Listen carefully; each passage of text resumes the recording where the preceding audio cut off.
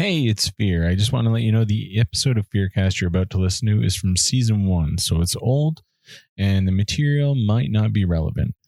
The conversation's still good, but the band may or may not be still together. The person making movies might not be doing it anymore. But just in case, I wanted to put it out there so you guys can check it out. And also Google the bands, see if anybody's still around. And if you hear music you like, there you go.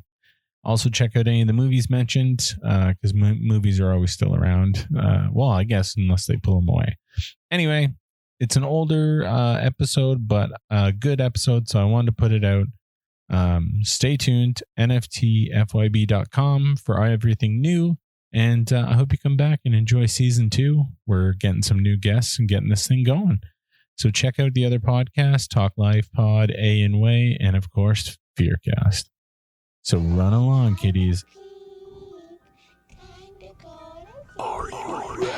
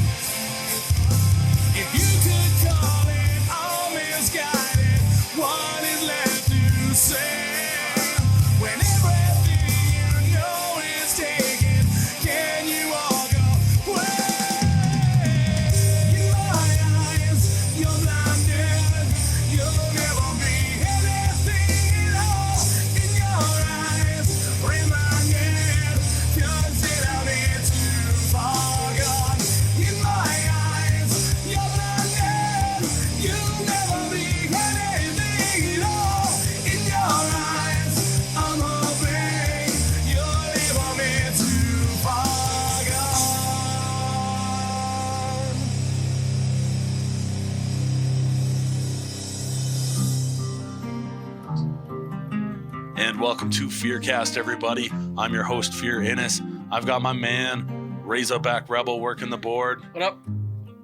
What up? What up? Thanks for the effort, bro. Everything sounds good. I've done my job. Oh, Jesus. I've also got my boy, Ray. What's up? See? He got I gave a little emphasis on it. A little bit behind that. He's all amped up from his rap game earlier. This is true. He's He's involved in an East Coast, West Coast wrap off currently. Let's hope it doesn't end like the last one. So at any moment he can go full street. Yeah. And we are joined today from some fucking legends, man. From Dry Kill Logic, we've got Brendan and Jason. Hey, man. What's going on? Killing it. You know. we don't give you a lot to work with. No, that's perfect. We've had worse. So Yeah, we really have. We definitely have. So yeah, man. So tell us a little bit about what's up. You guys, it's been a minute. Yeah, it has. Let's see. Well, we've been getting back together to start writing some new material, looking to put out another album. Last one we put out, A Vengeance of Violence, was in 2006, and from there we kind of went on a hiatus for a while and went our separate ways. I mean, we never stopped working with each other or hanging out or doing various projects together, but Dry Kill as like a full-time working thing kind of ceased to exist back in 2006.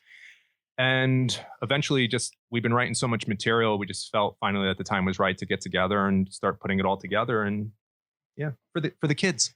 Yeah. For the kids.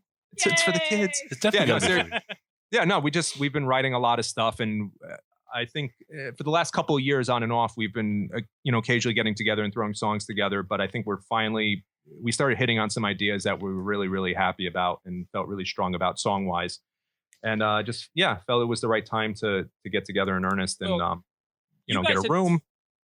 Sorry, go ahead.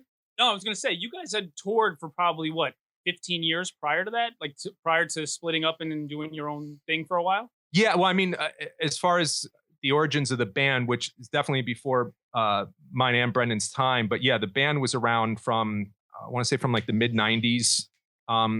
So definitely like 10 years solid that the band was around. I had joined in 2002, right at the tail end of the Darker Side of Nonsense tour cycle, and then Brendan came on in 2005 at the tail end of the Dead and Dreaming tour cycle. But before that, yeah, just as a band out of Westchester with the original lineup, even a band before the Darker Side of Nonsense, the lineup before that, they were just doing, regional stuff and eventually national when they first got signed to Roadrunner. So yeah, the band was on the road for a long time. For a really long fucking time. It was crazy because, I had followed the band since they were Hinge, before they were signed. And then when they got signed as Hinge, they changed the name, released. I even have a signed copy of Dark Side of Nonsense with the name Hinge on it. With Hinge on it, yeah. Yeah. I don't know how many of those are out there. It can't be too many, though. And then, of course, they changed it and moved on or whatever. But that's fucking crazy, though.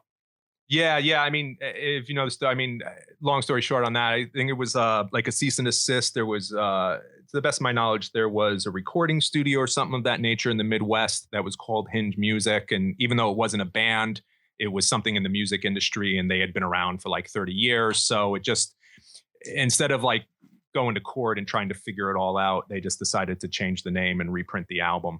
Fuck court. You know what you do? You go out there, New York style, kick some ass, burn down the studio, and fuck off. That's the way we do shit. Ray, get in the street again. No?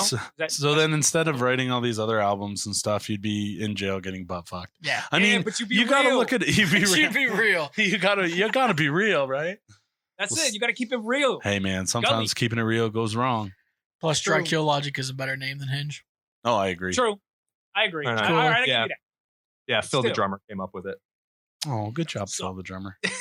Yay, Phil.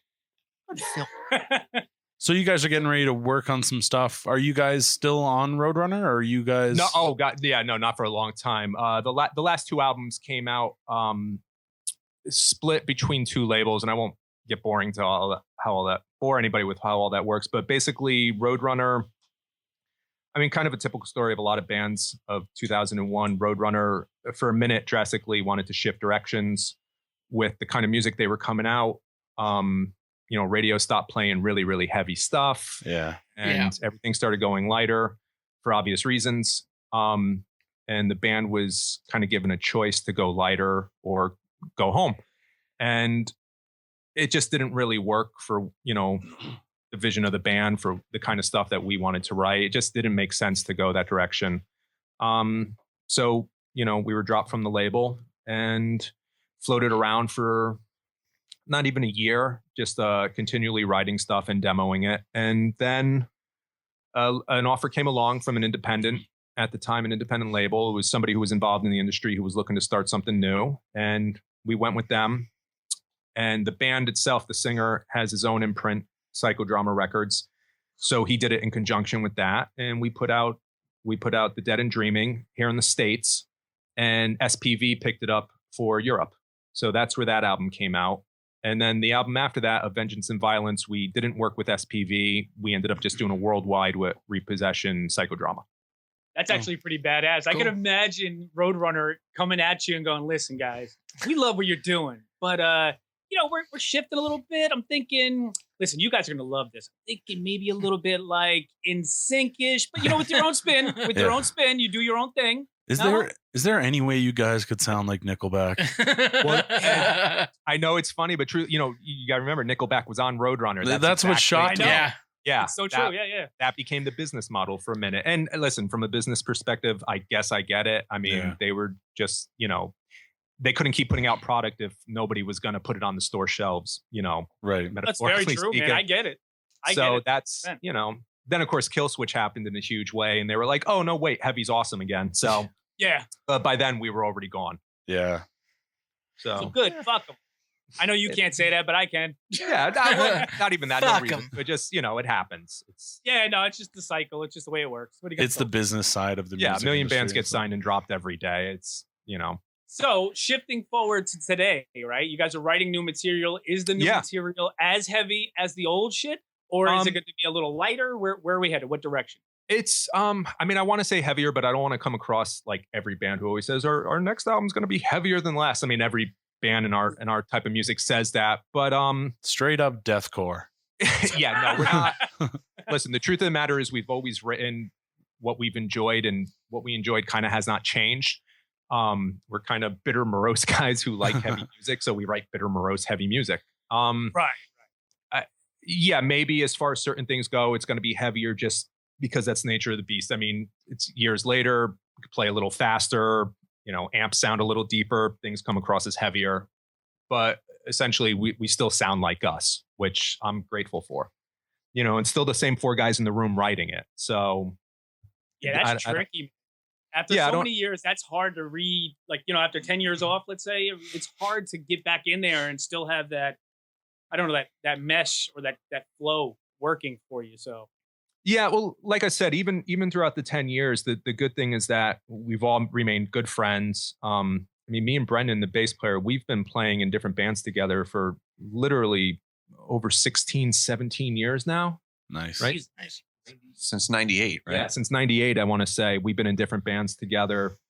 And we've always been involved with each other's musical projects, even if not directly, indirectly, like, helping produce or help each other with riffs or just commenting on, just always being around with each other. And Cliff and Phil, the singer and the drummer, they had a side project together with some other friends from where they live and everything for a while. So everybody continued to just be in each other's lives. And just as far, we were in a band because we were family, I mean, it didn't start out that way with everybody, but eventually that's what it was. We continue to write because we do enjoy, like, we're doing this now because we enjoy writing music with each other. And at this point, at our age, at this point in the game, that's really the only reason for us to be doing it, is that we just truly enjoy writing. We like what each other brings to the table more than other people we've played with, or at least, in conjunction with what we've done side projects over the years. But we still enjoy when the four of us are in the room and a song clicks. It's the best feeling for us. So no reason to not do it.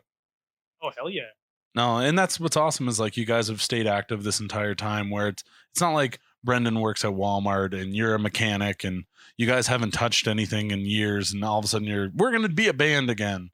Like, it's just one of those. Get the band back together. Yeah, definitely not. I mean, we've all done different things on different levels. Brendan Brendan was pretty much, I mean, I don't know if he would agree with the genre labeling, but I'll say something kind of like a sludge black metal band. Pretty close. Yeah, he's the singer and bass player for a band called Pristina.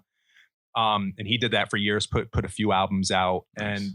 And everybody's done a lot of different musical stuff. I've ended up playing as a session guy and a sideman for a lot of people, and I've had an on and off again career on Broadway for like the last 8 years.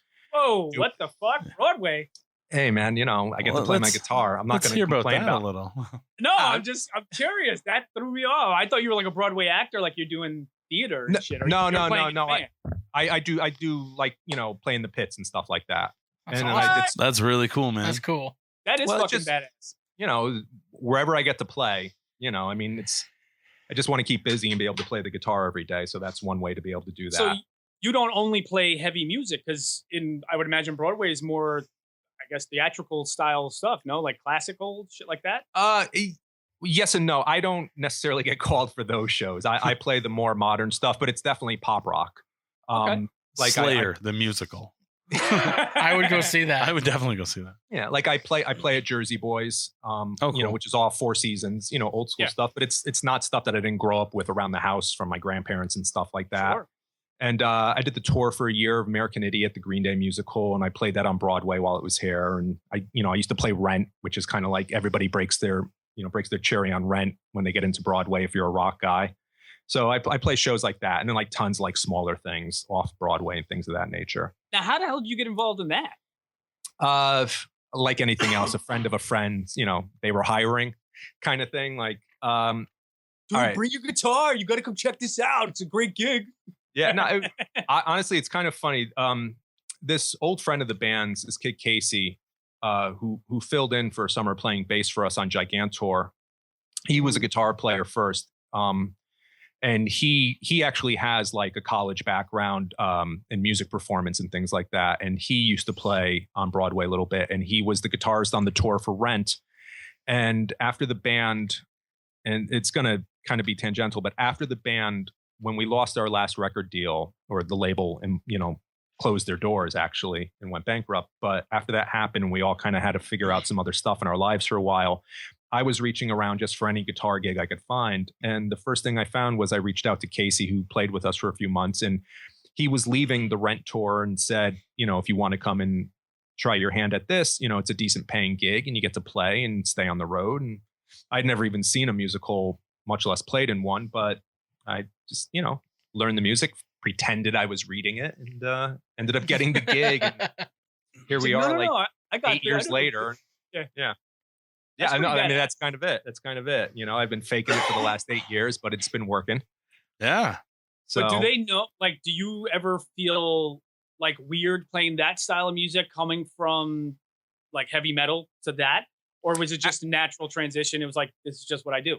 It was pretty natural. I mean, I hope not to sound too pretentious, but it's just, you know, you leave blood in every note you play, regardless of the style of music. I think you could be just as heavy as a player, or just as dedicated to any note that you play, regardless of the style that it is. That makes sense. Even if it's not, even when I listen to, I mean, some of the heaviest players I listen to are like, I listen to a lot of folk players, older guys like John Fahey and Robbie Basho, and newer guys like out of England, like James Blackshaw. And these guys are just like finger picking, classically influenced folk acoustic guitar players, but it's some of the darkest heavy stuff you could imagine. So I don't think, you know, it's not much of a stretch. It's just how you approach it. It's your perspective. And my perspective was, I'm glad to keep being able to play the guitar. So I'm just going to approach it the same way I approached being in a band, whether it's, opening for Slayer in front of 1,000 people, or, playing in a pit for Jersey Boys, playing Frankie Valli songs. Either way, I'm going to approach it the same way. And don't get me wrong, some music directors and some shows, that's not what they wanted. They less enthusiasm, less of, I don't try to bring my own voice depending on, I try to honor the intent of the writers and the original music, but give them what they want. It's going to be filtered through my hands, through my playing. And sometimes that doesn't work out. And sometimes it's exactly what they were looking for. But it wasn't, maybe mentally it was a little interesting to get my head wrapped around what I'm doing now playing. But as far as being a player goes, it was a pretty easy transition. like, Jason, what the fuck are you doing? There's no harmonics in this song. God damn it! There's no guitar solo. Yeah, I've gotten that note once or twice. That's hilarious. Yeah, you'd be surprised. There's a few metal guys in Broadway.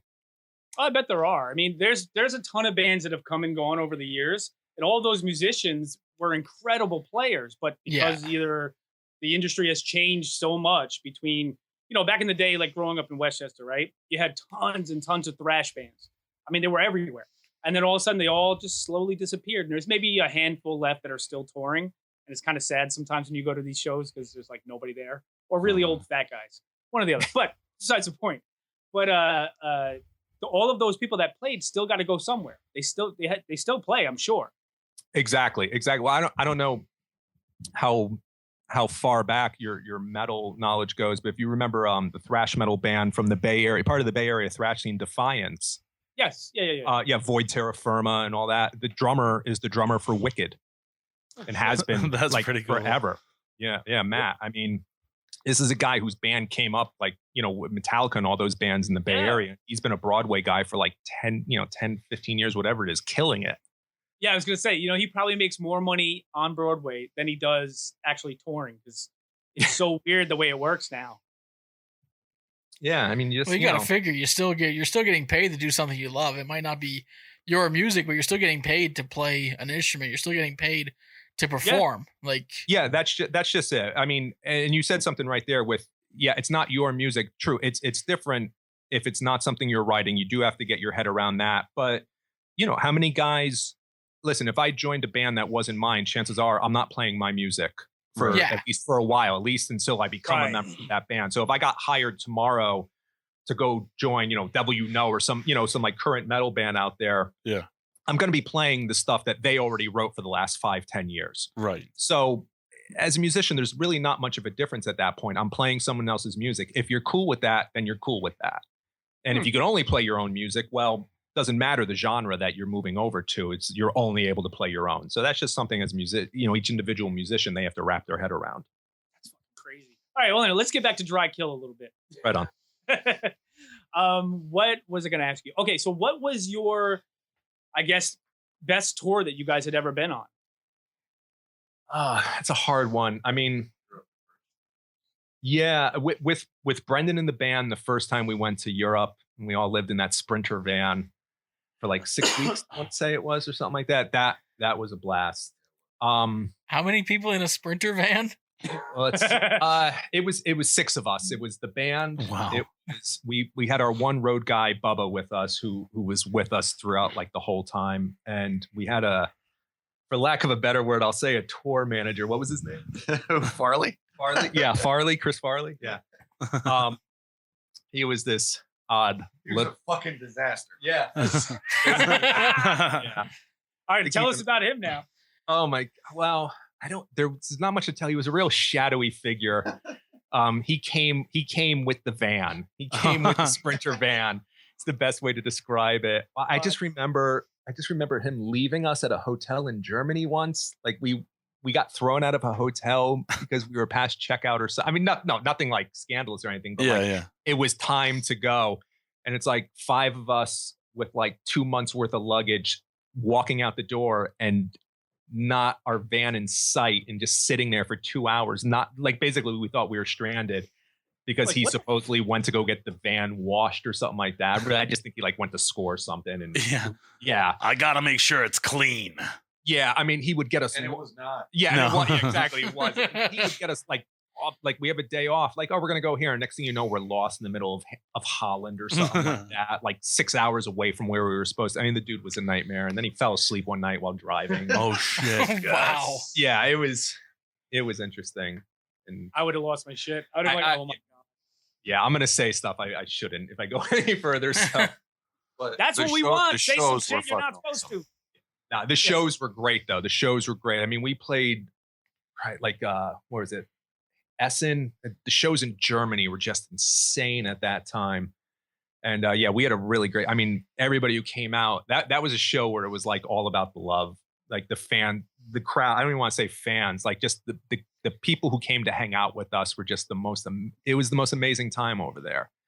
So that made everything else worthwhile. And we just played some incredible shows during that run. Well, metal in general is way, way bigger in Europe than it is in the United States. Like in the States, there's underground scene here and there, like in pockets of the country. But over there, it seems like it's so much bigger. Like you see these festivals where 150,000 people show up to see metal bands. Yeah, and the diversity of the bands is insane. I mean, Brendan also could speak to that. He toured a lot over there with other bands. He was over there he was the bass player for 100 Demons, and he toured over there a lot as well. And yeah, I mean, metal is practically pop over there. Yeah, it's very weird. Like the Hellfest in 2005 or 6. 5. Oh my God, we played in front of like 60,000 people or something crazy. What? It was the same tour, but we did the Hellfest stop. We did a bunch of the festivals that you're talking about out there, and it was absolutely bananas. It was so great. Tours in America are fun too, but over there it's just different. It's crazy, or was. I can't speak. I haven't done a U.S. festival in years, but I couldn't even imagine, dude. Yeah, and it's even crazy. Like I remember the first time we were hanging out, like we had a night off. We were in Hamburg, and we went to the Reeperbahn, their red light district. But it's like everyone laughs. But what's great about in Germany, it's like the red light district is also their, I mean, I'll call it underground music, but it's just also their music district. So it's also where they have these clubs where instead of playing dance music, they literally spin metal, and kids dance till 4 a.m. to metal songs, like as if you're walking into some chachi bro down nightclub in the city or something like that. It's like you walk in though, and they're spinning Hatebreed or something like that, and kids are just dancing. It's great over there. Crazy. That's fucking awesome. Other than that, I'd say Gigantor was also a pretty rad tour. Brendan wasn't in the band at the time, but that was just a really big tour for the band. I was just there to hang out. Yeah, you came and spent some time on the road with us. You were already friends with everybody.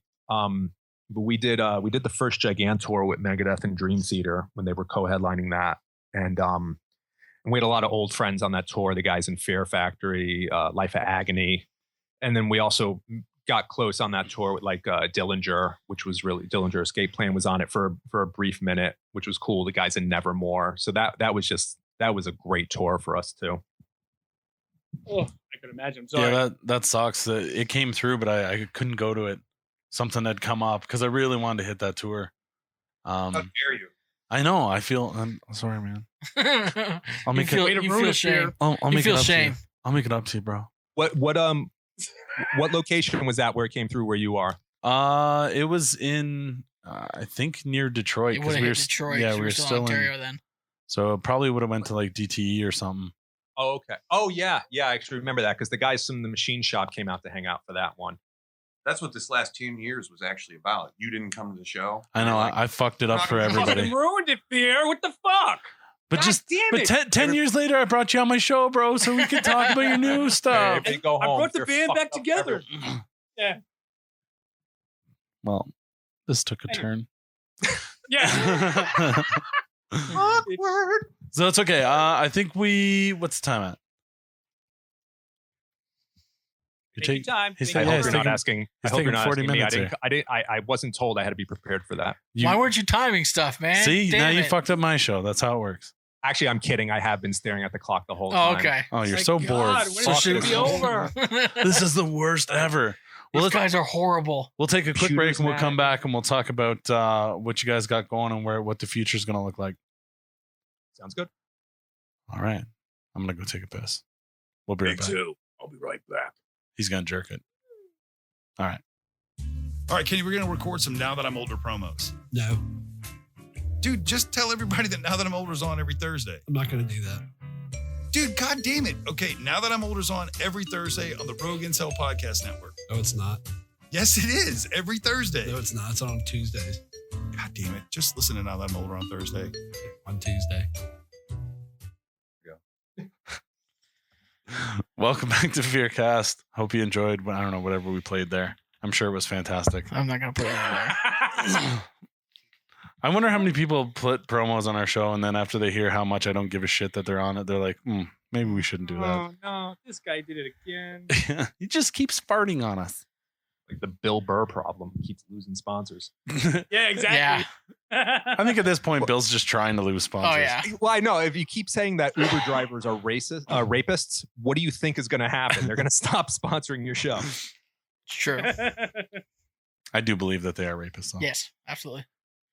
Unless they want to sponsor us, then they're not. Then yes, That's welcome right, Uber. Awesome. Actually, no bullshit. My Uber driver to the airport yesterday was eyeball fucking me in the rearview mirror.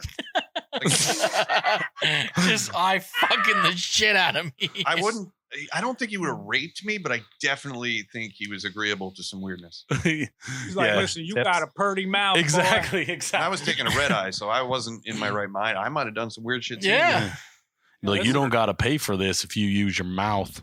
Is this how we get you an Uber sponsorship? Like, man, that Uber driver almost sucked my dick. Yeah, that's exactly it. They're like, hey, these guys really like Uber. We're just trying to pay it forward, Yeah. Well, whatever. I don't think we'll get an Uber sponsorship considering it's not legal in Yeah, it's our actually city. not legal out here in Calgary. It is in Edmonton, not in Calgary though. Yeah, because Calgary's I know banned some it so people use far. it. Yeah. I don't know. So, what do you think about the Uber thing? To me, it scares the shit out of me. And like, I don't know. Listen, I live in New York. It's just a car service with an app.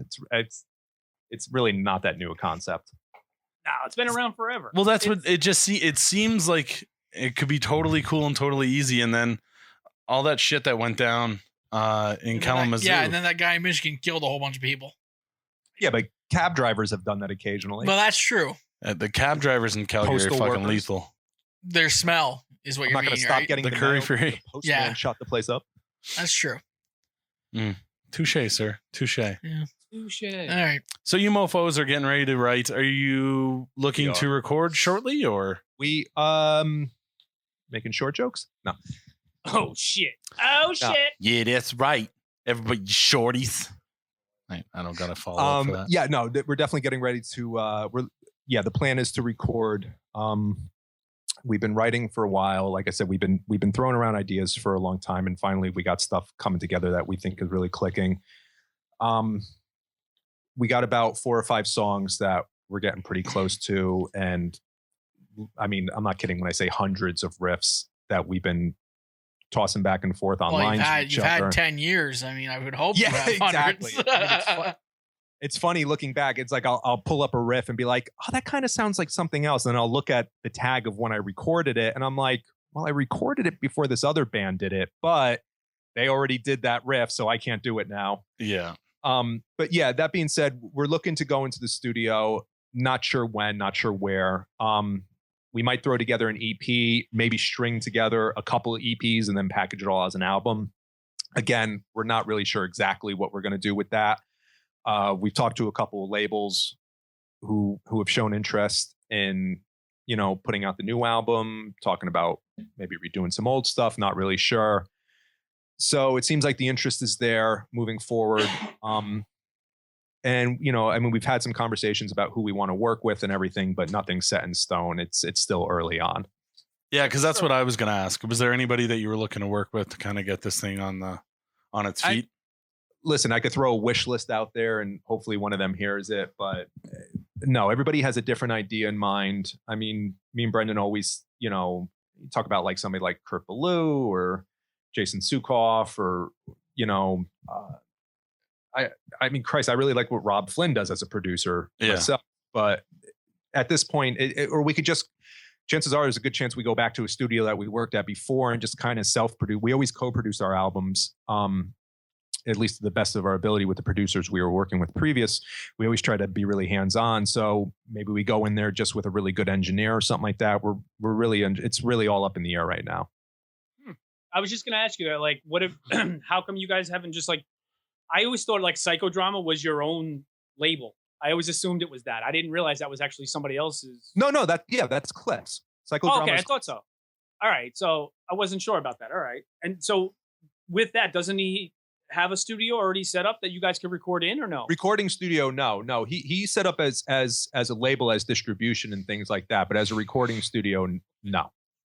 All right, I got it. That's cool. That's cool. Yeah. Now, what about a tour? Are you guys planning on touring with this album? I mean, again, we've talked about wish list countries we haven't hit. We talked about doing a small run in the States.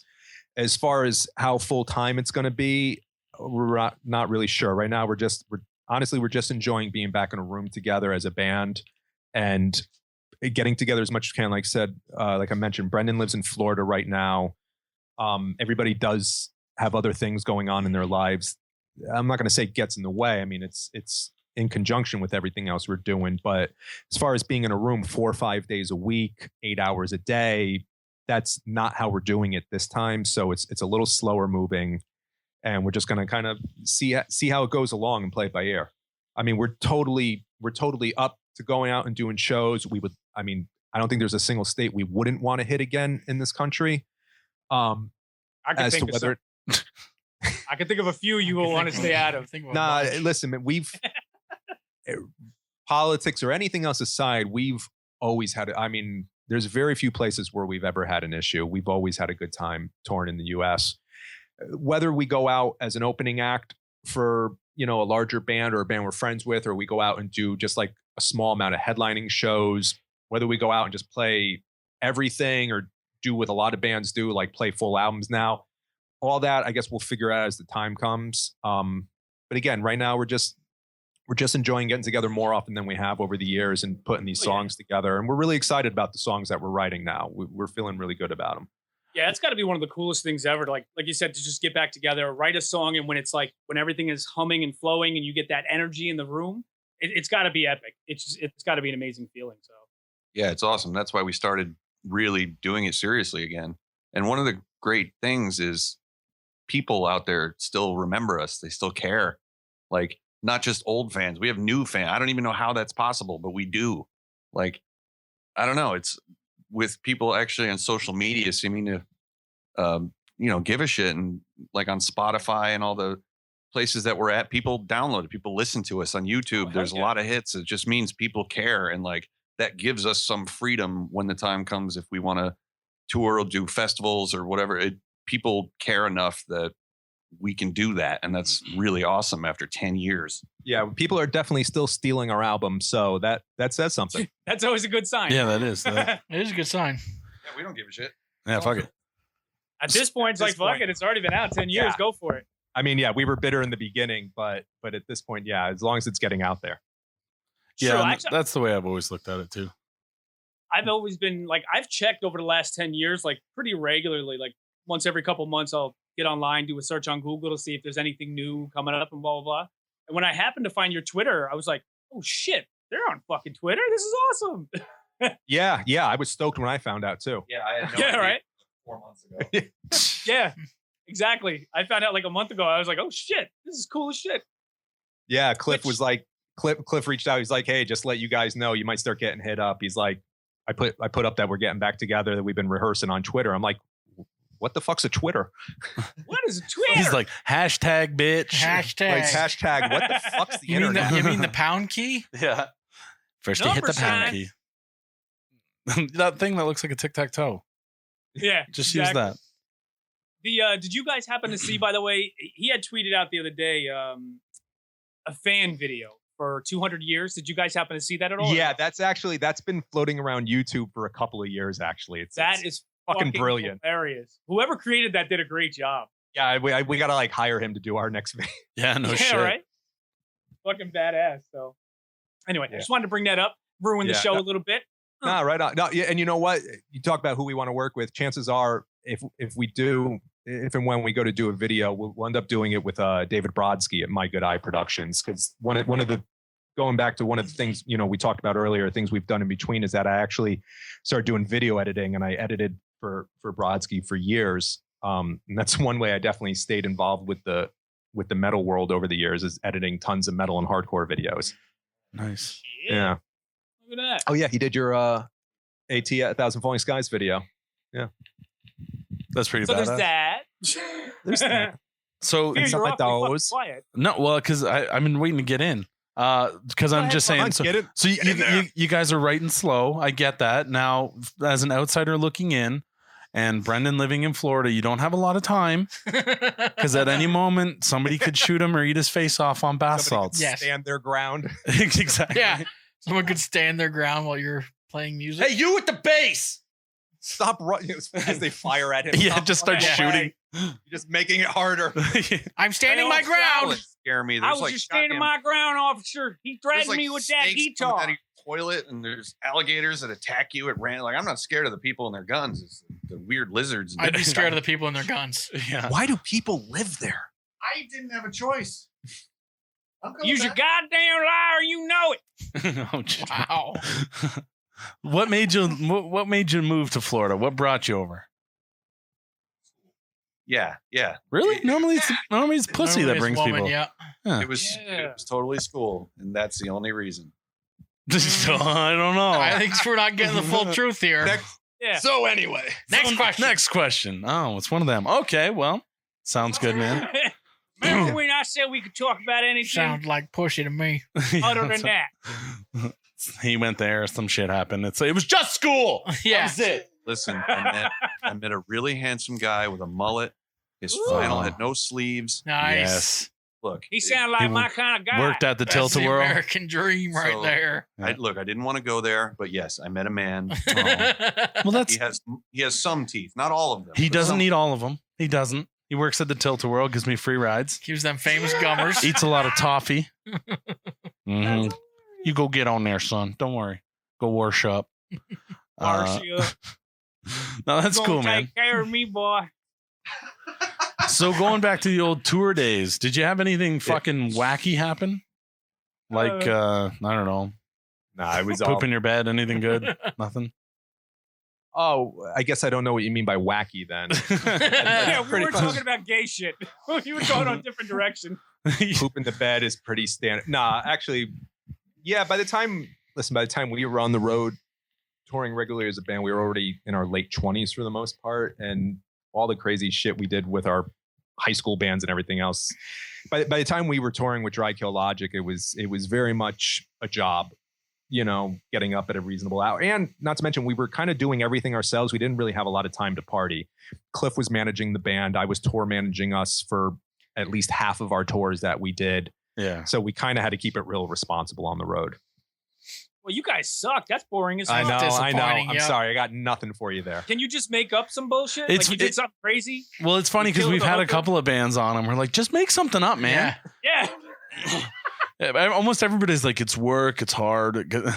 Yeah, Well, like we got to get up and be responsible. So we try not to drink too much. We don't really party. And I'm like, motherfucker. Listen, What happened to the truth of the Rockstar matter Life? is, the truth of the matter is, the majority of the time we were in a van. We drove ourselves, so you couldn't drink if we were driving. Across the states. Like I said, Cliff had to be up every morning to go back and forth with the labels and everything because he was acting as our manager. I had to figure out, advancing shows with promoters everywhere we were going, counting out the money at the end of the night, settling merch. And on top of it, we were always trying to get ready for the next album, trying to write on the road as well, which is really fucking hard to do. Yeah. I mean, it seems like it's the perfect place because you're playing every day, you're playing your set every night, but it's just such a different mindset to wrap your head around new ideas when you're dedicated to pushing the set and everything. It's just, and honestly, on the last tours in the States, we were getting a lot of pressure to get the new album ready and everything. And it just, for that reason alone, there just wasn't partying and stuff like that going on. So I'm sorry, it's a boring answer, but it's all I got. God damn it. No, that's This is some bullshit. It's okay. No, Ray, it's okay. He's No, being it's honest. not. He's being It's not honest. okay. It's okay. It's all right. Don't listen to him. Go to your safe So room. tell us more about this mulleted man. Turn into like Sally Jesse Raphael or something. Right? Now, what did the man do to you? No, really, it's not your fault. No, show me on the bear where he touched you. It's okay. Oh, really? Right there? Maybe that's not okay. Yeah, show us. Starting to think maybe this is a little bit your fault. Maybe you shouldn't have been such a sexy kid. Wait, what the hell are we talking Where about did now? we go? Yeah, how did we get here? This is just you two. We're just sitting here listening. I know This you. is what happens You with guys us. are like, God damn it. Oh, you poor bastards. I'm so sorry. Yes. You don't have to stop. Yeah, just no, keep going. This is fun. Any No, goddamn yeah, way. we'll rein So- it in. So, What else you want? What else you want to know? yeah. What's Come on, bring it. What's your Bring favorite song to play live? Huh? How you like that one? Favorite song to play live? Yeah, baby. Could be yours. Could be a cover. I don't care. Show me. Yeah, no. My favorite song is Guns? Buckles. is Buckles from the Dead and Dreaming. That's my favorite one. Oh, I heard buttholes. Buttholes, that's I love to play me some favorite one to play. buttholes. You hear what you want to hear. Yeah, that might have been selective hearing. I think Buckles, that says okay. more about you than about me. Definitely yeah, does. absolutely. Definitely does. Buckles was the first thing I wrote for the band. When I joined, actually, the night I auditioned, it was just the head riff was something that me and Brendan, we were working on like a kind of more of a noisecore Dillinger Converge botch kind of side project. And that was a riff that I had, but I was using it to warm up the night I auditioned for Dry Kill Logic. And they came storming in the room like, what is that riff? And we ended up turning it into a song that night. And I don't know, it's just a nice finger exercise. And it's like one of those riffs that you don't expect much to happen with. And then it became the first song that we wrote together. So I just really enjoy playing that song a lot. I don't know, Brendan. I think Deepest Regret's my favorite as a Dracula song. It really is. It's not hard. It's just really fun and it's good and people dig it. It's really fun and it's good. I like good. What's your favorite songs to hear? Oh, let me think here. I've got so many. I can go back from all the way down to Hinge, from with Pork Chop Sandwich on up through Rot, Feel the Break. That's a fun one live too. Feel the Break is probably one of my all-time favorite metal songs. Period. It's such a good song. It's just. I mean, truthfully, playing all the stuff off of the Darker Side is actually a lot of fun live. Yeah, they're like you said, well, you didn't say this, but I'm saying this. They're not super hard to play, like, because I learned that whole album back and forth when I used to play. I was a huge fan. It's ridiculous. Anyway, point is, love that one. But then going forward, I can't even think of any of the other songs. All I can think is that one. I'm stuck. Right. Well, that's good. What about you? What about you, Fear? Well, personally, I still listen to Rod. It's still in rotation. I dig that one. Yeah, it's probably the biggest one live. Yeah, that's a good one. And then I was listening to a bunch of the stuff off of the last disc there, the Vengeance, Violence, and I listened to the whole thing all the way through, and I was like, fuck. I was big into you guys in 2001, but I mean, there was so much music around that time. Like you had like bands like Slipknot and all those guys are touring, and I got more into that sort of stuff. And then after coming back and listening to Vengeance, I was like, fuck, I really missed out, because that was a really fucking great album. Yeah, everybody really missed out on that album. Those cunts. Yeah, motherfuckers. It just it was a victim of circumstance. I won't say it got shelved, but for all intents and purposes, that album practically got shelved. I mean, it saw the light of day, but it really got no push. The label went bankrupt not too long after the album went out. Not because of the album. We were not the only band on the label, but there was no video support. I mean, I remember the last tour we did. All the touring we did for that album was in Europe and Australia. We didn't even do any US dates off of Vengeance. And the second time we were over there, we were in Europe the second time with Stickland tour managing us. And our tour manager was a local European guy who was meeting with promoter friends of his who weren't even aware that we were over there, who weren't aware that we had a new album out. Oh, shit. So, That's I mean, again, crazy. it's not placing blame anywhere, but there just wasn't proper support behind that album for whatever reason. It's a bad situation. I had always wondered why there was never a video for Kingdom of the Blind, because I always thought that was such an amazing song. Thank you very much. There was we had a lot of plans for that album, but things just didn't work out that way. It's funny. I oddly, we meet a lot of people talk about being into the band who think The Dead and Dreaming was the last thing we put out. The EP was something that we did as a favor to the label, the Magellan Complex, but the album, we really felt we were behind that album. It was really the best thing that we were able to do. The writing we felt really strong about it, but we just did not get the support that we needed. For sure. But again, it happens. It's not a unique story by any stretch. No, unfortunately not. Too many bands get fucked that way. I mean, it's just the way it is. And once and again, victim of timing. I mean, just like the kind of the landscape of music changed in 2001 for a period of time. Same thing. 2006, people started downloading like crazy. I mean, forget Napster and LimeWire. I mean, that's when torrents were really getting big. Yeah. And people were just downloading entire music collections in 5 minutes. And the labels hadn't caught up yet. They didn't really understand what was going on. They were still hoping against hope that, it was just a phase or something like that. Yeah, they're going to shut down the internet. Something. Yeah. And honestly, they were still working in a paradigm of years earlier where they're going, oh, your album's been out for 3 months and you only sold 15,000. Well, that's not good enough.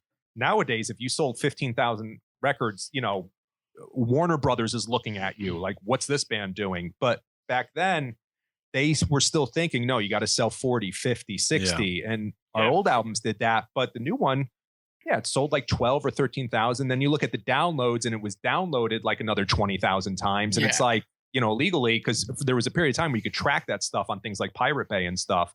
Now I'm not going to say I wasn't doing it too. I was, but I was looking at the numbers and I was like, Christ, if every one of those downloads counted as somebody who got our album, it's like there would be no problems right now, but the labels just didn't see it that way. And again, it's hard when you're so close to it. You can't expect them to see it that way. I mean, they worked off the old business model for so long.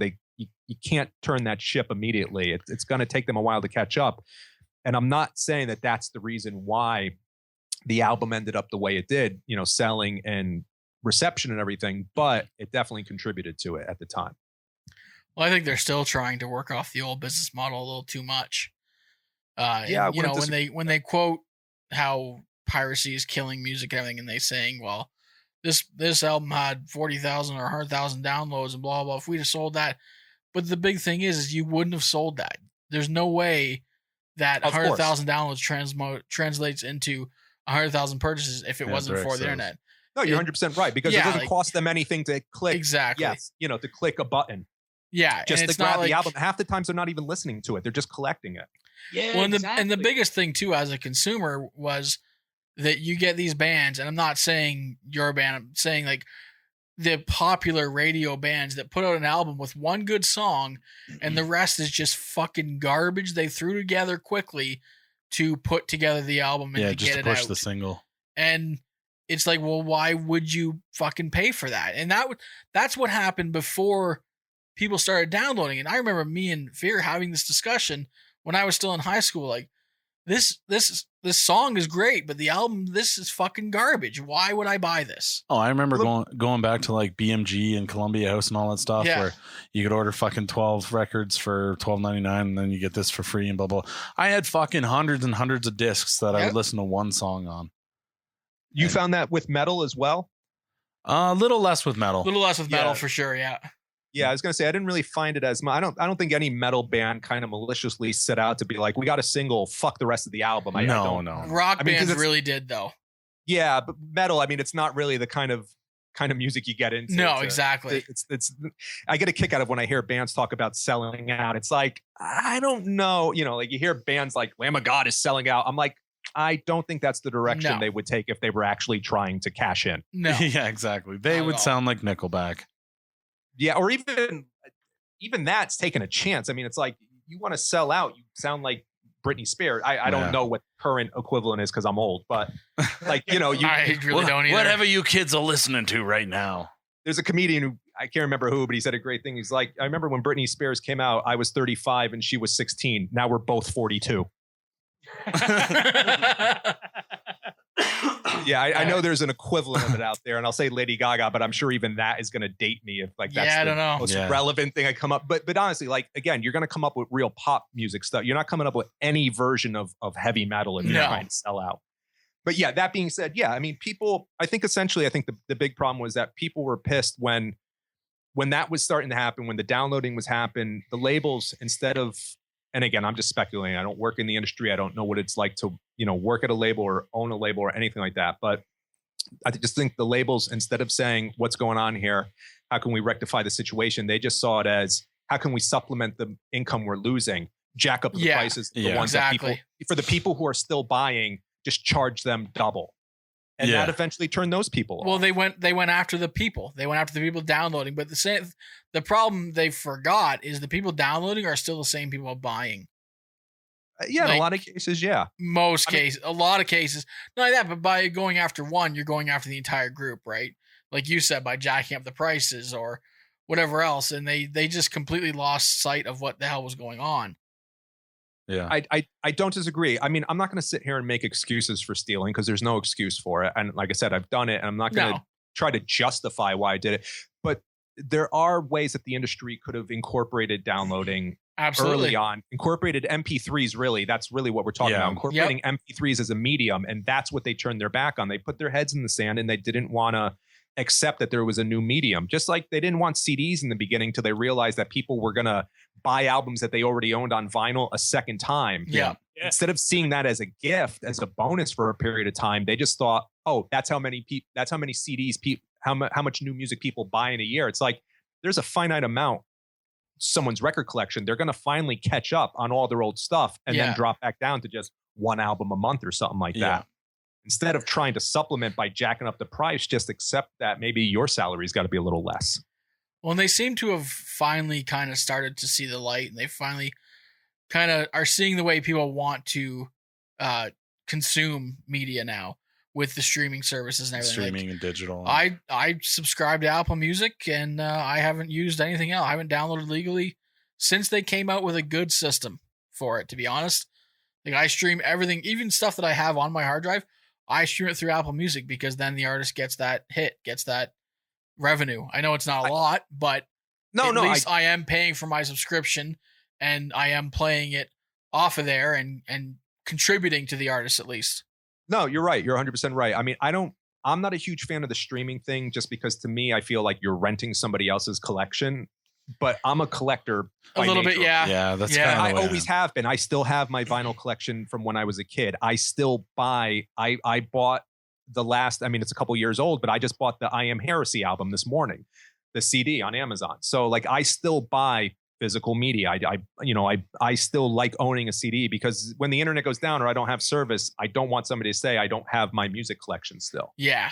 Like for that and does that, is that just because of how old I am or, what I grew up with? Possibly, but I've always been a collector of media. Well, it is. It's the sign of the Blu-rays. times kind of thing, right? Like, Fear's daughter, for instance, has never really had a CD player.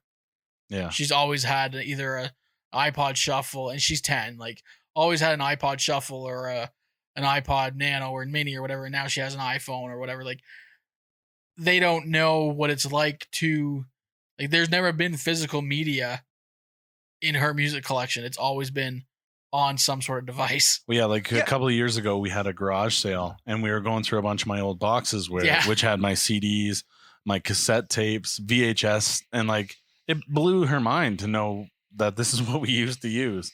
Yeah, but I think that's a difference of media, and I don't think that's any different than, I don't know exactly how old you guys are, but like going through your parents' collection and seeing 8 tracks and going, what the hell is this? Oh, yeah. Or we want to watch a movie. I have these old 16 millimeter reel to reels. The media changes or the medium changes. And I don't disagree with MP3s. I mean, quality wise, it's not the same as a CD. What the fuck is a CD? That thing that your dick is in right. That was horrible. That wasn't even funny. It was a good try. It was a good try. But if again, going back to it, if the labels got behind MP3s as a new medium, they at least could have trained the next generation. Like, this is what you get now. You buy it, or even buy a CD. Here's your free digital download. Exactly. Well, that's just it. You start learning. I hate to use the word train because it just seems so Orwellian and everything, but it kind of is true. You had to train people to buy CDs in the late 80s. You just train them. Hey, buy this CD and you get this download and it's a good quality. And all of a sudden people start associating, oh, well, I still buy my music, but now I just get it this way. As opposed to it just became this dirty little secret nobody wanted to talk about. Well, and some did. Some labels tried to make it better. Like, some labels tried to add more. Like, I remember the Mudvayne album I bought when I was in college. Was it Lost and Found? Yeah. Yeah, it would have been lost and found. It came with it was a 2 CD set. Yeah, with like the digipack. With the digipack, and it had the videos and interview with the band, some behind the scenes stuff, and the MP3s. And that, I think I paid like $2 or $3 more for it than a normal CD. But that was excellent. That's what it should have been. But there were so few doing that it just I don't know. I don't know if they didn't want to put the extra time and money into it or what. But no one did it. Then you had those disasters like I mean, this is completely outside of metal, but it was like I think it was like Neil Diamond on Sony or something like that. Like the Sony DRM issue. Yeah, exactly. Like they tried so hard to not let you only put it on this one machine. They ended up just shooting themselves in the foot with that stuff. Yeah, they ended up putting rootkits on people's computers. When you put the CD in the computer, it put a rootkit on your computer and was essentially malware. Like it's just a fucking nightmare. I'm not going to lie. The first time Apple came out with iTunes, the first time I tried buying iTunes, it was such a nightmare trying to buy something. Oh, yeah. I ended up saying, fucking just turn. I was like, I stole it while waiting for you guys to figure out the password. Yeah, exactly. Like I already have it now. Like it just, they're so, again, just all the industries in the beginning were so worried about getting taken advantage of. They didn't do themselves any favors. Luckily, the smaller labels, were getting hipper to it a lot quicker. But again, it's the smaller labels, so it didn't have as much of an impact on the public overall. Well, that's the one cool thing about where you guys are now is like, so 10 years later, you're gonna start writing this new album, and then you have the ability through social media to push it. Where go ahead, man. No, I 100% agree with what you're saying. Yeah, I mean, and we're lucky as opposed to a band that's coming out for the first time. There are guys out there who already know who we are, so it definitely gives us an edge to take advantage of the setup that it is now. I mean, I'll be honest though, I'm actually kind of far behind on it because I don't really do the Twitter thing or the Instagram thing. I get it, I dig it.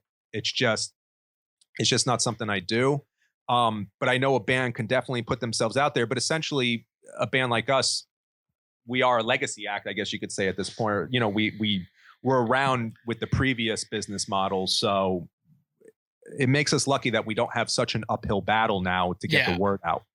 No, for sure. And I mean, and that's, like I didn't know anything about Twitter or anything like that. Actually, Ray's helped me a bunch on it from when the time we started doing this show till now. And it just helps everything grow leaps and bounds. It allows you to get your material out in so many more ways.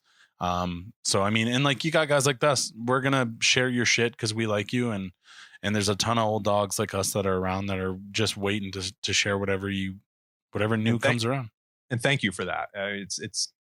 If anybody ever feels that it's not appreciated, trust me, it's incredibly appreciated. It does not go overlooked by any stretch. I mean, that's, again, if it wasn't for somebody like you who reaches out and not even just reaches out, just says, I listen to what you guys do. I mean, there's no reason for us ever to leave the room or ever leave the garage. And I know that sounds so cliche and so trite, but there's a reason it's cliche because it's 100% true. Mm-hmm. I mean, we could keep trading our demos back and forth to each other and say, no, we got a bunch of good songs. Well, it was good seeing you. See you later. But the fact that people do give a shit and people reach out to us, I mean, it's just the fact that we get to share it with everybody is pretty fucking rad. That's awesome, man. Ray, did you have anything else you wanted to touch on? Oh, I'm just loving this conversation. Like my dick? I've been so He definitely wants to touch on your dick. All right. I mean, if I could do that, that'd be great. All right. If we're talking about, I've been pulling it the whole time. I was like, wow. Yeah. What the hell just happened? It's getting raw. We went from an intelligent conversation to talking about dick. Basically. It's typically what FYFC does. I think you would be used to it by now. Somehow I never seem to be able to get that transition to work just right. Yeah, that escalated quickly. Yeah, basically, it jumped real fast. It was like, whoa, now we're touching dicks. What just happened?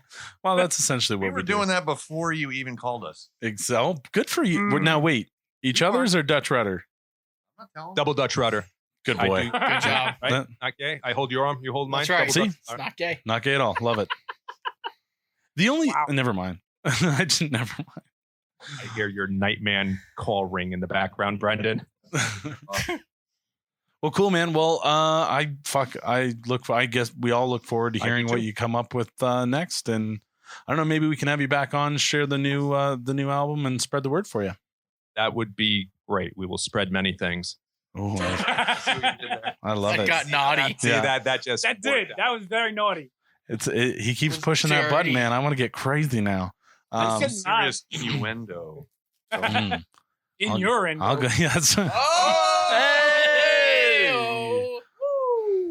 Oh, guys, thank you so much. Truly, we appreciate it. Thanks a lot, man. So this has been FEARCast. I want to thank Ray. I want to thank Razor. Hey, go fuck yourself. Thanks, buddy. I want to thank Jason and Brendan from Dry Kill Logic. If you don't know who the fuck they are, you're an idiot. Go out there, listen, find it. In the meantime, this is FEARCast. Run along, kiddies. Everything I need is not really what I want. Everything I need is not really what I want. Everything I need is not really what I want. Everything I need is not really what I want. Everything I need is not really what I want. Everything I need is not really what I wanna really, really, really wanna see you die. Everything I want, good. I've been left up to right. Everything I want, good. I've been left up to right. Everything I want, I can't have been left up to right. Everything I want, good. I've been left up to. Want everything I need is not really what I want. Everything I need is not really what I want. Everything I need is not really what I want. Everything I need is not really what I want. Everything I need is not really what I wanna really, really, really wanna see you die. Everything I want, good. I've been left up to right. Everything I want, good. I've been left up to right. Everything I want, I can't have been left up to right. Everything I want, good. I've been left up to right.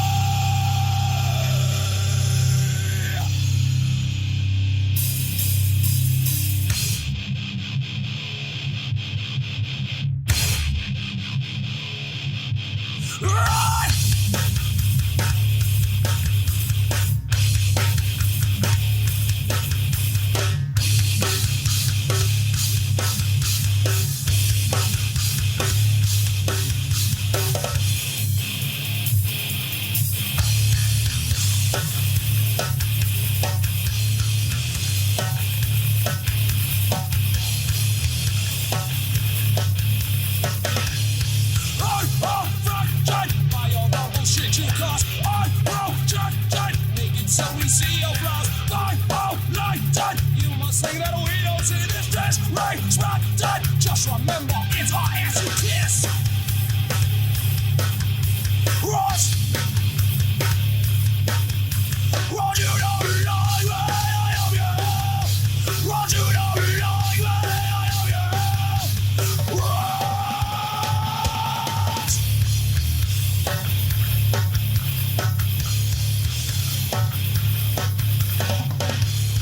Run, just don't fight. You keep fucking with us, we are us. So inside, we consider you a joke. Hey, like no fun. Soon you'll think that we don't see this shrimp down your gut. Soon you'll feel the force of all of us.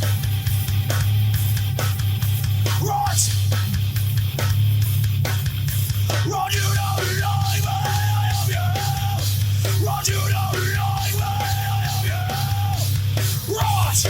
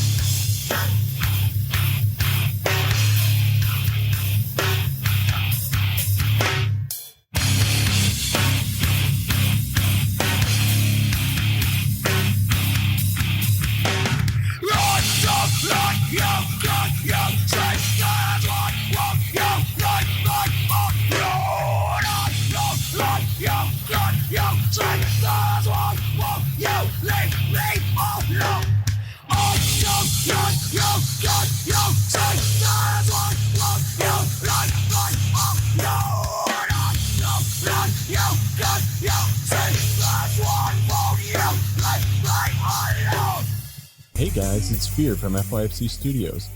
I really hope you're enjoying Talk Life, FEARCast, or A&Way.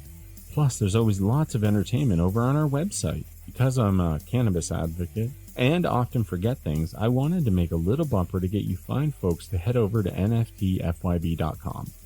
No fucking time for your bullshit.